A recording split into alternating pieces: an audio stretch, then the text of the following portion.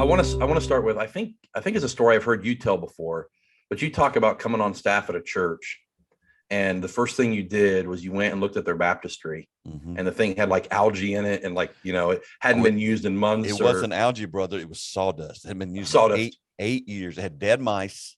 It had sawdust in it because our baptistry was actually built into the stage. Okay. And it had been used in 8 years.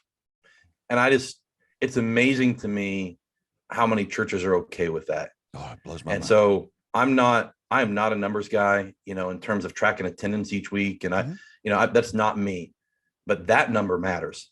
How many people are you introducing to Jesus on a regular basis? Like that number, if you go 8 years and go, you know what, we haven't really introduced anybody to Jesus in 8 years.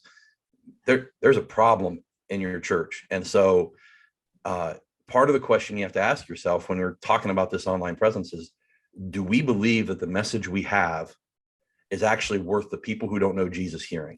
Like, do we actually believe we have something to say that is going to meet not a felt need, not a temperate, but a real deep spiritual need in these people? And if we do, then why are we not using every method within our means to share that message with them?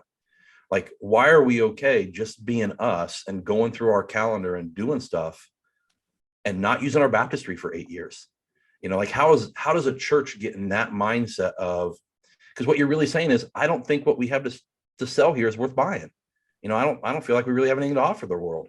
Like you may not really think that, but that's what you're saying with your actions. And so like, I believe that the message we teach here in our church can change the lives of people in our community. I really believe that. That's so good. And so I want to share that with people in whatever way allows me to do that.